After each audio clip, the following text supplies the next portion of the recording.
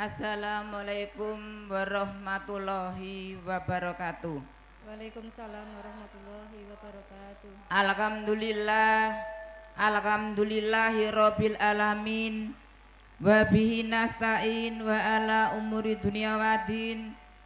Wa salatu wassalamu ala asrafil anbiya'i wal mursalin. Sayyidina wa maulana Muhammadin wa ala alihi wa sahbihi ajmain. Kadratil kiram, para alim, para kiai ingkang dipun mulyakake Allah, ingkang tansah kawula hormati. Langkung-langkung dumateng panjenenganipun Simbah Yai Mahyan Amat saking Grobogan ingkang tansah kawula hormati.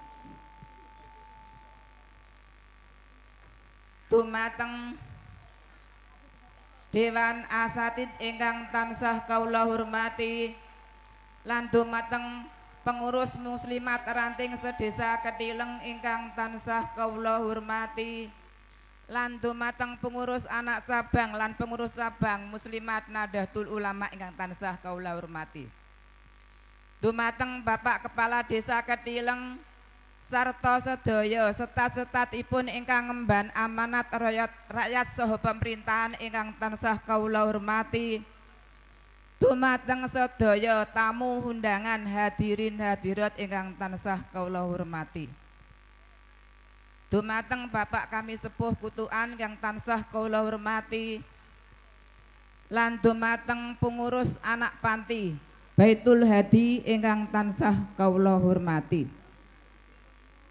Saderengipun kula matur kathah-kathah wonten panjenengan, monggo kula nderekaken panjenengan sami muji syukur wonten ngesra dalem Allah Ta'ala saking nikmat ingkang sampun kaparingaken wonten ing siang punika, sehingga kita saged makempal wonten ing acara halal bihalal siang punika. Matur suwun malih dumateng hadirin hadirat ingkang sampun rawuh wonten ing acara halal bihalal menika. Mugi-mugi siang punika ndadosaken regen lang sukses. Saderengipun kula matur kathah-kathah wonten ngrasa panjenengan, monggo kula ndherekaken panjenengan sami muji syukur wonten ngrasa dalem Allah Ta'ala saking nepat yang sampun kaparingaken wonten ing siang punika, sehingga kita saged makempal wonten ing acara halal bihalal siang punika. Sholawat saha salam kita aturaken dumateng junjungan kita Nabi Agung Muhammad Rasulillah sallallahu alaihi wasallam.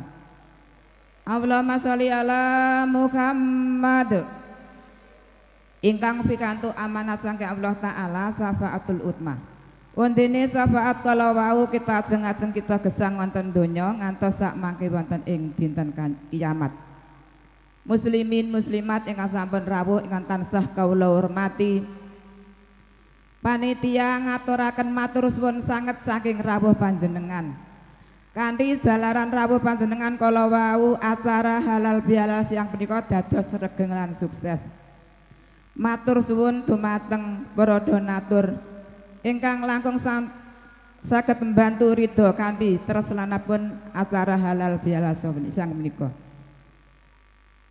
Saha amal saha bantuan saha panjenengan kala wau, panitia mboten saged ngaturi piwales ingkang langkung sae, anamung panitia saged ndongaaken mugi-mugi Allah bales piwales ingkang kathah.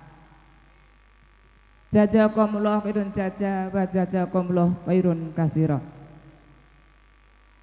Muslimin muslimat ingkang sampun rawuh ingkang tansah kawula hormati, panitia siang niki saking kalangan manusa lumrah, mboten saking kalangan malaikat ingkang mboten gadah salah. Kula yakin mbok bilih acara halal bihalal siang punika tasih kathah kekiranganipun. Saking kekiranganipun kala wau sedaya panitia sampun kaliwat-liwat anggenipun budidaya amprih acara halal bihalal siang punika dados regen lang sukses. Saking kekiranganipun kala wau kula pinangka talangaturipun panitia nyuwunaken pangapunten sak kathah-kathahipun. Panitia nyuwun pangapunten dumateng lingkungan mriki mbok menawi panjenengan rumaos terganggu sound system lan briksikipun pengunjung. Ingkang pungkasan kula pribadi mbok menawi wonten lintar-lintipun anggen kawula matur ingkang kirang sopan, kawula nyuwun agungipun samudra pangapunten ingkang kathah. Atur cekap saking kawula. Wassalamualaikum warahmatullahi wabarakatuh.